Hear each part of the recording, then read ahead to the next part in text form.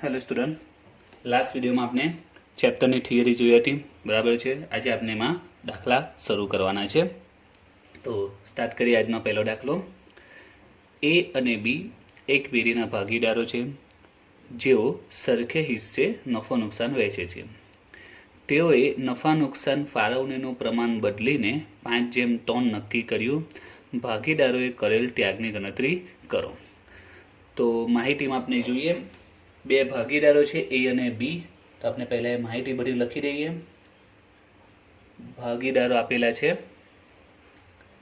એ અને બી, જેઓ સરખે હિસ્સે નફો નુકસાન વહેંચે છે. નફા નુકસાનનું પ્રમાણ આપેલું છે, કયા હિસ્સે? સરખે હિસ્સે. તેઓએ નફા નુકસાનનું ફાળવણીનું પ્રમાણ બદલીને 5:3 નક્કી કર્યું. પહેલા કઈ રીતે વેચતા હતા? સરખે હિસ્સે વેચતા હતા.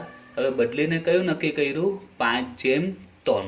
એટલે સરખે હિસ્સે પહેલા વેચતા હતા અને બદલીને 5:3 કર્યું. તો પહેલા સરખે હિસ્સે વેચતા હતા એટલે આ કયું પ્રમાણ કહેવાય? જૂનું. અને બદલીને 5:3 નક્કી કર્યું, આ કયું કહેવાય? નવું કહેવાય. આ પહેલાનું છે એટલે આ જૂનું પ્રમાણ, અને બદલીને 5:3 નક્કી કર્યું, આ નવું પ્રમાણ. તો આપણે લખી દઈએ કે જૂનું પ્રમાણ કેટલું છે? સરખે હિસ્સે એટલે 1:1. અને નવું પ્રમાણ કેટલું આવ્યું? 5:3. તો ભાગીદારોએ કરેલ ત્યાગની ગણતરી કરો. એટલે આપણે શું શોધવાનું છે? તેમને કરેલો ત્યાગ આપણે શોધવાનો છે. તો લાભ કે ત્યાગના દાખલા ચેપ્ટરમાંથી પૂછાય છે. લાસ્ટ વિડીયોમાં મેં કહ્યું હતું. તો કોઈ પણ દાખલામાં પહેલી ઇન્ફોર્મેશન તમારે ભાગીદારો લખી દેવાના અને એમનું પ્રમાણ લખી દેવાનું. જૂનું નવું આપેલું જશે દાખલામાં, અને ત્યાગ કે લાભ શોધવાનો આવશે. હવે ત્યાગ શોધવાનો છે તો ત્યાગનું સૂત્ર ખબર હોવું જોઈએ, જે લાસ્ટ વિડીયોમાં મેં તમને સમજાવેલું હતું, બરાબર છે. ત્યાગનું સૂત્ર, ત્યાગના પ્રમાણનું સૂત્ર શું છે? જૂનું પ્રમાણ માઇનસ નવું પ્રમાણ. લાસ્ટ વિડીયોમાં આપણે આ જોયું હતું, જૂનું પ્રમાણ માઇનસ નવું પ્રમાણ. તો એ સૂત્ર મૂકી દઈએ. ત્યાગનું પ્રમાણ, તેનું સૂત્ર કયું છે? ત્યાગના પ્રમાણનું જૂનું પ્રમાણ માઇનસ નવું પ્રમાણ. જૂનું પ્રમાણ માઇનસ નવું પ્રમાણ, બરાબર છે. હવે અહીંયા આપણે વાત કરીએ એ અને બી ની. તો પહેલા વાત કરીએ એ માટે. તો એ માટે જૂનું પ્રમાણ માઇનસ નવું પ્રમાણ. તો ભાગીદાર એ માટે જોઈએ તો ભાગીદાર એ નું જૂનું પ્રમાણ કેટલું કહેવાય? તો એનું જોઈએ જૂનું પ્રમાણ 1 છે. બંનેનો સરવાળો કેટલો થાય? 2. એટલે જૂનું પ્રમાણ કેટલું થાય? 1/2. ફરીથી પહેલા આપણે ભાગીદાર એ ની વાત કરીએ છીએ, પહેલા એની ગણતરી કરીએ. તો સૂત્ર છે જૂનું માઇનસ નવું. તો ભાગીદાર એ માટે જૂનું પ્રમાણ કેટલું છે? 1. ભાગીદાર એ માટે જૂનું પ્રમાણ કેટલું છે? 1. ને ટોટલ બંનેનો કેટલો થાય? 1 ને 1 2, એટલે 1/2 માઇનસ નવું પ્રમાણ. તો નવું પ્રમાણ કેટલું છે? નવું પ્રમાણ ભાગીદાર એ નું નવું પ્રમાણ છે 5. ભાગીદાર એ નું નવું પ્રમાણ છે 5, બરાબર છે. નવું પ્રમાણ કેટલું છે? 5 છે. તો 5 છેદમાં શું આવશે? બંનેનો સરવાળો. 5 ને 3 કેટલા થાય? 8, બરાબર છે. જે આગળ આપણે બની ગયા છે. હવે વિદ્યાર્થી એક પોઈન્ટ આમાં ખાસ યાદ રાખજો કે આ ચેપ્ટરમાં જેમાં આપણે કાં તો લાભ શોધવાનો આવશે, કાં તો ત્યાગ શોધવાનો આવશે. આ બેમાંથી જ કોઈ એક વસ્તુ શોધવાનો દાખલો પૂછવાની શક્યતા 99% છે. 1% બીજા દાખલાના ચાન્સીસ છે, પણ 99% જે દાખલો પૂછાશે બોર્ડમાં તે કાં તો લાભનો પૂછાય કાં તો ત્યાગનો પૂછાય. 99% ચાન્સ આના જ છે. તો એમાં આપણે આ સૂત્ર હંમેશા આવશે. તો સૂત્રમાં 1/2 માઇનસ 5/8, અને આપણે સોલ્વ કરવાનું છે. તો એને કઈ રીતે સોલ્વ કરી શકાય છે? તો આપણે એક ચોકડી ગુણાકારથી સોલ્વ કરી શકીએ અને લસાની મદદથી. તો ખાસ યાદ રાખજો કે આ ચેપ્ટર માટે હંમેશા તમારે લસા લઈને સોલ્વ કરવાનું છે. ચોકડી ગુણાકારથી પણ જવાબ આવે છે, પણ એમાં અમુક વાર ભૂલ પડી જાય છે આ ચેપ્ટર પૂરતું, બરાબર છે. તો આમાં હંમેશા તમારે શું લેવાનો છે? લસા લેવાનો છે. તો લસા લેતા ઘણા વિદ્યાર્થીને આવડતું હશે, ઘણાને કદાચ ન પણ આવડતું હોય. તો હું લસા પણ બતાવી દઉં છું સાથે સાથે કે લસા કઈ રીતે લેવાય. તો તમારે તમે બંને છેદ જો, અહીંયા છેદમાં કેટલા છે? 2, અને આ બાજુ છેદમાં કેટલા છે? 8. લસા લેવા માટે કોના પર ફોકસ કરવાનું? છેદ પર. અહીંયા છેદમાં 2 છે, અહીંયા છેદમાં 8 છે. તો આપણે આ રીતે લસા લેવાનું બની ગયા છે 2 અને 8. પ્રાઇમરીમાં આવતું હતું, બરાબર છે. તો 2 અને 8નો લસા લઈએ તો કેટલા વડે ભાગ ચાલશે? 2 વડે પહેલાં ચલાવીએ. 2 એકુ 2, 2 ચોક 8, 2 એકા 2, 2 ચોક 8. હવે આ તો 1 આવી ગયો એટલે આ પૂરું થઈ ગયું, પણ હવે આના ભાગ હજુ ચલાવવા પડશે. તો હજુ 2 વડે ભાગ ચાલીએ, આ તો પૂરું થઈ ગયું એટલે 1 એમનું એમ રહેશે. 2 દુ 4, પાછું ભાગ ચાલશે 2 વડે. 2 એકા 2, આ 1 એમનું એમ. જ્યાં સુધી 1 નહીં આવે ત્યાં સુધી ભાગ ચલાવવાના.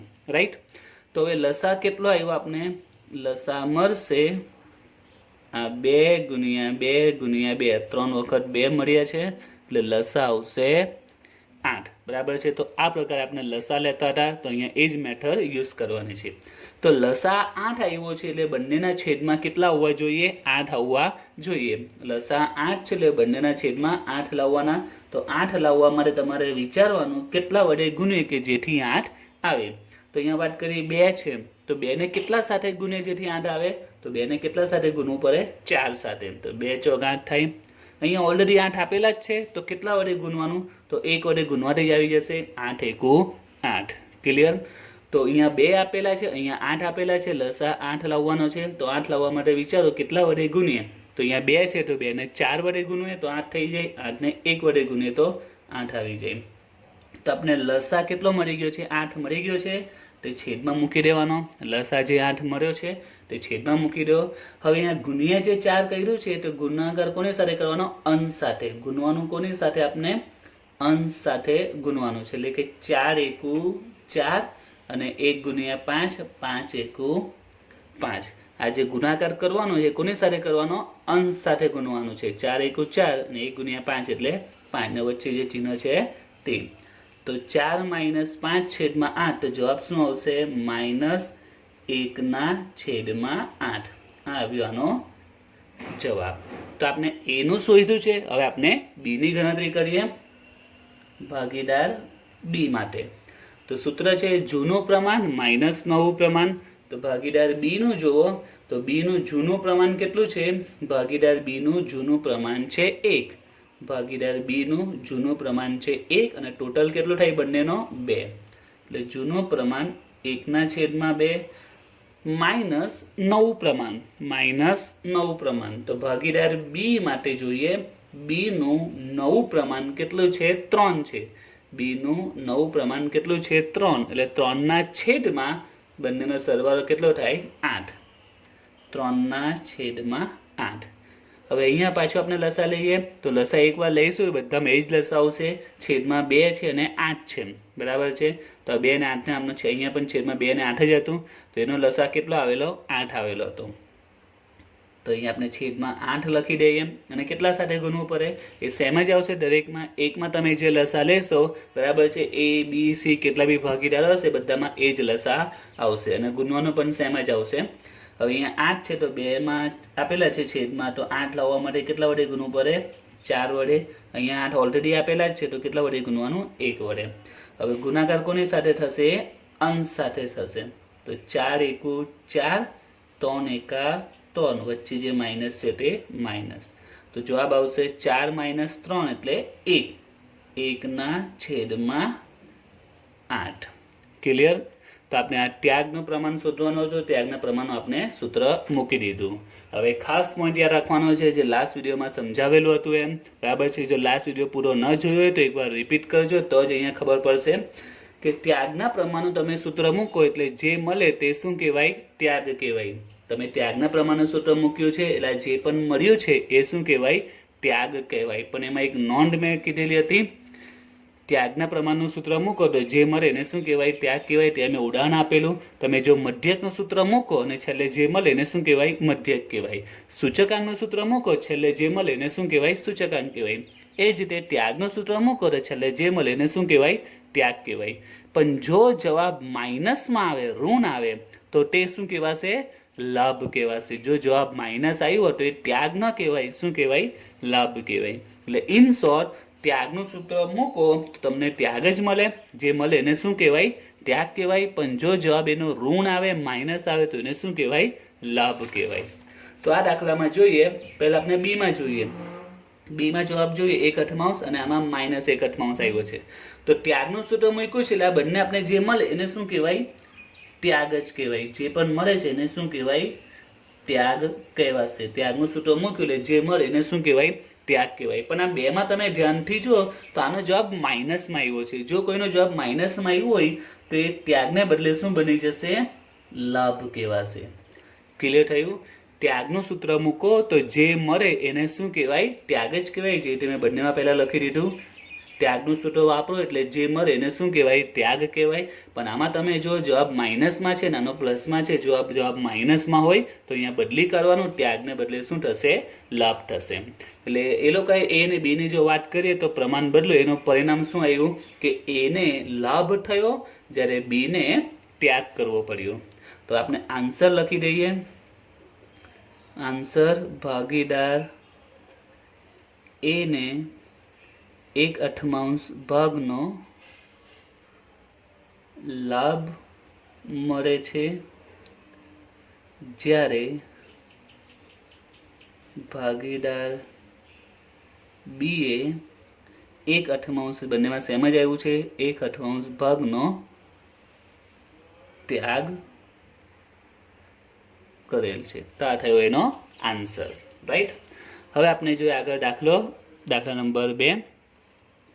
સચિન, ધોની અને વિરાટ 3:2:1 પ્રમાણમાં નફો નુકસાન વેચતા ભાગીદારો છે. સચિન, ધોની, વિરાટ કયા પ્રમાણમાં નફો નુકસાન વેચે છે? 3:2:1. તેઓએ નફા નુકસાન વહેંચણીનું પ્રમાણ બદલીને 2:2:1 નક્કી કર્યું. પહેલા કેમાં વેચતા હતા? 3:2:1 અને બદલીને કેટલું નક્કી કરી દીધું? 2:2:1 નક્કી કર્યું. ભાગીદારોએ કરેલ ત્યાગ શોધો. તો પહેલા આપણે બધી ઇન્ફોર્મેશન લખી દઈએ. ભાગીદારો કયા કયા છે? તો સચિન, ધોની અને વિરાટ. હવે એ લોકો નફો નુકસાન કેમાં વેચતા હતા? 3:2:1 વેચતા હતા અને બદલીને પછી 2:2:1 કર્યું. એટલે પહેલા કયું હતું? 3:2:1. આ કયું પ્રમાણ? જૂનું પ્રમાણ. અને બદલીને 2:2:1 કર્યું. આ કયું પ્રમાણ કહેવાય? નવું પ્રમાણ કહેવાય. તો અહીંયા આપણે લખી દઈએ જૂનું પ્રમાણ 3:2:1 અને નવું પ્રમાણ આવ્યું 2:2:1. ખ્યાલ આવ્યો? જૂનું પ્રમાણ હતું 3:2:1 અને નવું મળ્યું આપણે, નવું નક્કી કર્યું લોકોએ 2:2:1. તો જૂનું પ્રમાણ ને નવું પ્રમાણ આ ખાસ જોઈ લો અને આમાં ભૂલ પડે નહીં. જો આ ખોટું હશે તો આખો દાખલો ખોટો પડી જશે. હવે આપણે શોધવાનો છે, શું પૂછેલું છે? ત્યાગ શોધવાનું કહ્યું છે. ભાગીદારોએ કરેલ ત્યાગ શોધો. તો સૂત્ર મૂકીએ. ત્યાગનું પ્રમાણ બરાબર જૂનું પ્રમાણ માઇનસ નવું પ્રમાણ. તો પહેલા વાત કરીએ સચિન માટે. તો સચિનનું જૂનું પ્રમાણ કેટલું છે? સચિનનું જૂનું પ્રમાણ છે 3 અને બધાનો સરવાળો કેટલો થાય? 3 ને 2 5 ને 1 6, એટલે કે 3/6 માઇનસ નવું પ્રમાણ. તો સચિનનું નવું પ્રમાણ કેટલું છે? 2. સચિનનું નવું પ્રમાણ છે 2. તો 2/6 બધાનો સરવાળો કેટલો થાય? 2 ને 2 4 ને 1 5, એટલે છેદમાં આવશે 5.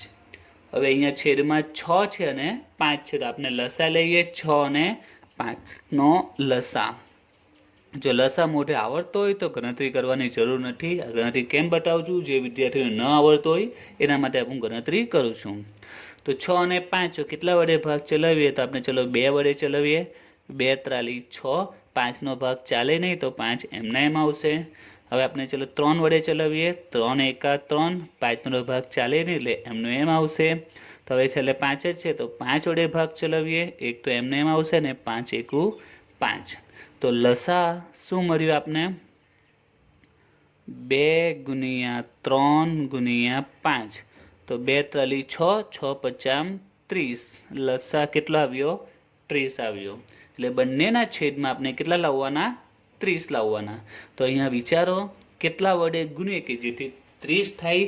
તો 6 ને કઈ સંખ્યા વડે ગુણીએ જેથી 30 આવે? તો 6 ને આપણે 5 વડે ગુણીએ તો 6 પચાસ 30 થઈ જાય, અને 5ને કેટલા વડે ગુણીએ? 6 વડે ગુણીએ તો 5 છંગ 30 થઈ જશે. હવે છેદમાં તો જે લસા આવ્યો તે આપણે લખી દેવાનો, બરાબર છે. હવે આગળ જોઈએ, આ જે ગુણવાનું છે તે કઈ સંખ્યાને ગુણવાનું? અંશને ગુણવાનું છે. આજે જે પણ ગુણવાનું હોય તે કોને ગુણવાનું? અંશને. એટલે 5 તલી 15 6 દુ 12, બરાબર છે. જે બી ગુણવાનું હોય કોને ગુણવાનું હોય? અંશને ગુણવાનું. 5 તલી 15 6 દુ 12, અને જે માઇનસ છે તે એઝ ઇટ ઇઝ આવશે. તો 15 માઇનસ 12 એટલે કેટલા રહી? 3. 3ના છેદમાં 30. હવે વિદ્યાર્થીઓ યાદ રાખજો કે અહીંયા 3ના છેદમાં 30 એટલે ઉડાવી શકાય છે બંનેને, બરાબર છે. 10 તાલી 3, પણ આપણે ઉડાવવાનું નથી, જે આવે તે જ જવાબ રહેવા દેવાનો છે. યાદ રાખજો, આ લાભ અને ત્યાગમાં દાખલા માટે છેદ ઉડતો હોય તો પણ ઉડાવવાનો નથી, ખાસ યાદ રાખજો. તમે જો ઉડાવશો તો આગળ જે જવાબ લખશો, આન્સર લખશો, એમાં ભૂલ પડી શકે છે એમ. એટલે એના માટે શક્ય હોય તો આપણે ઉડાવવાનું નથી, જેમ છે તેમજ. તમારે યાદ રાખવાનું 2 સ્ટેપમાં પતી જાય. પહેલા સ્ટેપમાં સૂત્ર મૂક્યું, બીજા સ્ટેપમાં લસા લઈને બાદબાકી કરે, ત્રીજા સ્ટેપમાં આન્સર. બસ 3 સ્ટેપ, બીજું કોઈ ચોથું સ્ટેપ આમાં કરવાનું આવશે નહીં. હવે આપણે આગળ છે ભાગીદાર ધોની, એની ગણતરી કરીએ. ધોની તો જૂનું પ્રમાણ માઇનસ નવું પ્રમાણ. તો ધોનીનું જૂનું પ્રમાણ કેટલું છે? 2 છે. છેદમાં 3નો સરવાળો 3/2/1, 3 ને 2 5 ને 1 6, માઇનસ એનું નવું પ્રમાણ. તો ધોનીનું નવું પ્રમાણ કેટલું છે? એ પણ 2 જ છે, અને છેદમાં બધાનો સરવાળો 2 ને 2 4 ને 1 5, એટલે 2ના છેદમાં 5. અને લસા કેટલો આવશે? તો બધામાં સેમ જ લસા આવશે. કેટલો આવશે? 30 આવશે, ફિક્સ જ છે. તો 30 લાવવા માટે અહીંયા કેટલા વડે ગુણવું પડે ને અહીંયા કેટલા વડે ગુણવું પડે? તો અહીંયા 6 50 30 અને 5 36, આ બી બધામાં સેમ જ આવશે. પહેલા દાખલામાં 5 ને 6 વડે ગુણ્યું, બીજામાં પણ ને ત્રીજામાં પણ એ જ આવશે, 5 અને 6 વડે ગુણવાનું. હવે લસા કેટલો આવ્યો છે? 30, એ ડાયરેક્ટ લખી દેવાનો. અને આ ગુણવાનું કોને? આપણે અંશને ગુણવાનું, રાઈટ. તો 5 દુ 10 માઇનસ 6 દુ 12. તો 10 માઇનસ 12 તો કેટલા આવશે? માઇનસ 2ના છેદમાં 30. ધોની આવી ગયો. હવે આગળ ભાગીદાર છે વિરાટ. તો વિરાટનું જૂનું પ્રમાણ અને નવું પ્રમાણ. તો જૂનું પ્રમાણ 1, છેદમાં બધાનો સરવાળો કેટલો થાય? 3 ને 2 5 ને 1 6, માઇનસ એનું નવું પ્રમાણ, એ પણ 1 જ છે. 1ના છેદમાં બધાનો સરવાળો 2 ને 2 4 ને 1 5. હવે કેટલા વડે ગુણવાનું? તો હવે ખ્યાલ આવી જ ગયો હશે. અહીંયા 5 વડે 6 વડે લસા આવશે 30. હવે ગુણવાનું 5 ને કોની સાથે? અંશ સાથે. 6 ને પણ અંશ સાથે. તો 5 એકુ 5, 6 એકા 6, વચ્ચે જે ચિહ્ન છે તે. તો 5માંથી 6 જાય તો જવાબ શું આવશે? માઇનસ 1ના છેદમાં 30. ઓકે, તો જવાબ મળી ગયો આપને. હવે આપણે એ નક્કી કરવાનું છે કે કયો લાભ છે, કયો ત્યાગ છે. તો યાદ રાખજો, આપણે કયું સૂત્ર વાપરવું છે? ત્યાગનું સૂત્ર વાપરીએ છીએ. કયું સૂત્ર વાપરીએ છીએ? ત્યાગનું સૂત્ર. એટલે જે પણ મળે એને શું કહેવાય? ત્યાગ કહેવાશે. જે પણ મળે એને શું કહેવાય? ત્યાગ કહેવાય. ત્યાગનું સૂત્ર વાપરીએ છીએ એટલે જે બી જવાબ આવ્યો એને શું કહેવાય? ત્યાગ કહેવાય. પણ એક નિયમ યાદ રાખવાનો છે કે જો જવાબ માઇનસમાં હોય તો ત્યાગનું શું થઈ જશે? લાભ થઈ જશે. આનો જવાબ પ્લસમાં જ છે એટલે આ બરાબર છે, પણ આ બંનેના જવાબ કેમાં છે? માઇનસમાં છે. એટલે આ ત્યાગને બદલે શું કહેવાશે? લાભ કહેવાશે. ક્લિયર થઈ ગયું? તો યાદ રાખજો, ત્યાગનું સૂત્ર મૂકો તો જે મળે તે શું કહેવાય? ત્યાગ જ કહેવાય. પણ જો જવાબ માઇનસમાં આવતો હોય, જેમ કે આ બેમાં માઇનસમાં આવે છે, ત્યાગને બદલે શું થશે? લાભ થઈ જશે, રાઈટ. હવે આપણે જવાબ લખીએ. તો આપણે જોઈએ તો સચિનને ત્યાગ કર્યો છે. તો આપણે લખીએ સચિને 3/30 ભાગનો ત્યાગ કરેલ છે, જ્યારે ધોનીએ 2/30 ભાગનો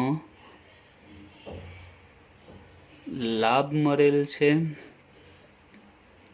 અને વિરાટને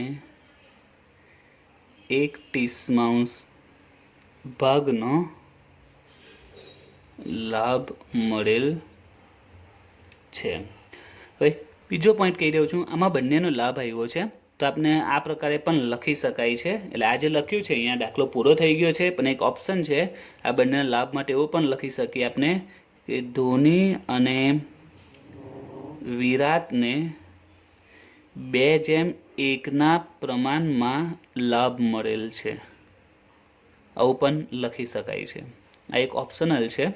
એટલે આપણે ધોની માટે જ્યાં લખ્યું 2/30 ભાગનો લાભ મળેલ છે, વિરાટને 1/30 ભાગનો લાભ મળેલ છે, આ સેન્ટેન્સ જગ્યા પર શોર્ટમાં ઓપન લખી શકાય, કારણ કે બંનેનું સરખું જ છે લાભ, તો પ્રમાણ આવી છે 2:1, એટલે બંનેના ખાલી અંશ લખી દેવાના, છેદ તો સરખા જ છે તો ઇગ્નોર કરવાના, 2:1, 2:1 પ્રમાણ લાભ મળેલ છે, આવું લખે તો પણ ચાલી શકે છે। બરાબર છે। જો આમાં ખ્યાલ ન આવતો આ તો છે જ, આ જવાબ પણ ચાલી જશે। હવે જોઈએ આજનો ત્રીજો દાખલો। રાજેશ, મુકેશ અને જગદીશ 5:3:2 પ્રમાણમાં નફો નુકસાન વહેંચતા ભાગીદારો છે।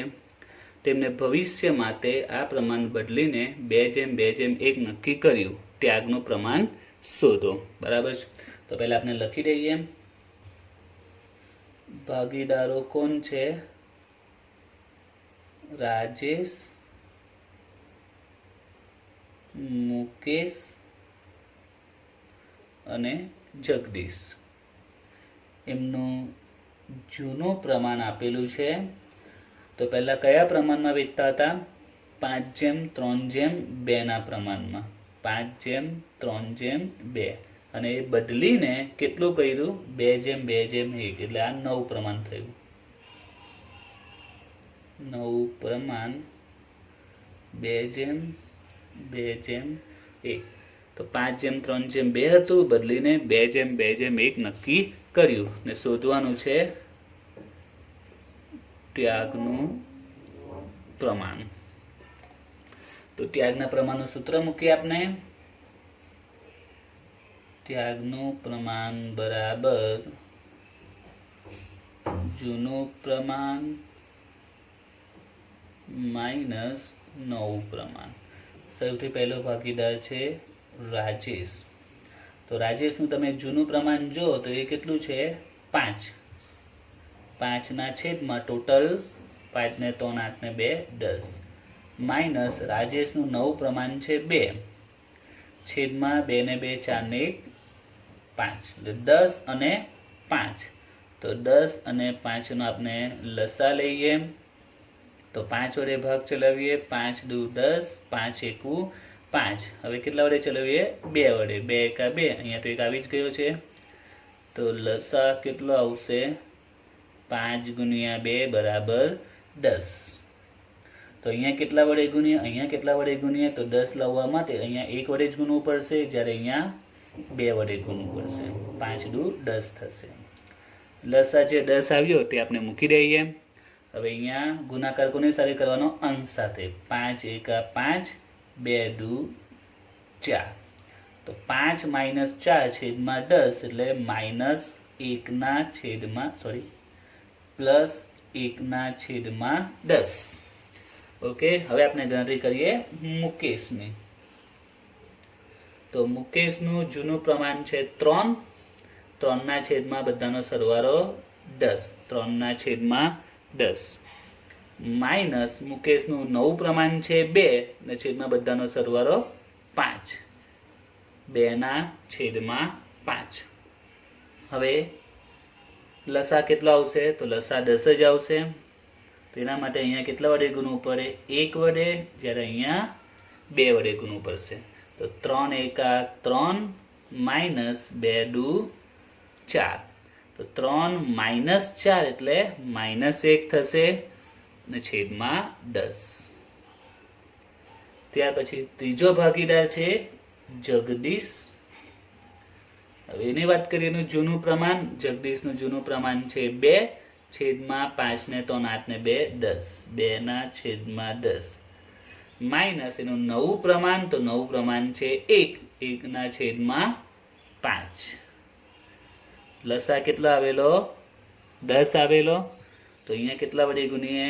2 વડે, ને અહીંયા 1 વડે, ને અહીંયા ઘડી 2 વડે।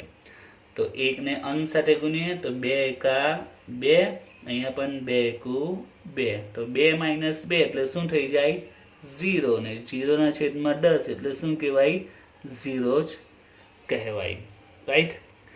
હવે આપણે ત્રણેય જવાબને જોઈએ તો સૌથી પહેલા જગદીશની વાત કરીએ. એમાં 0 આવ્યો છે. જો જવાબ 0 આવે એનો મિનિંગ શું થયો કે એને લાભ પણ નથી કે ત્યાગ પણ નથી, બંને જ નથી. લાભ પણ નથી થયો અને ત્યાગ પણ નથી કર્યો. એટલે કઈ લાભ નથી મળ્યો, નથી લાભ થયો કે નથી ત્યાગ કર્યો. જો જવાબ 0 આવે તો બરાબર છે. જવાબ 0 આવે તો લાભ ત્યાગ કઈ જ નથી થયું એમ.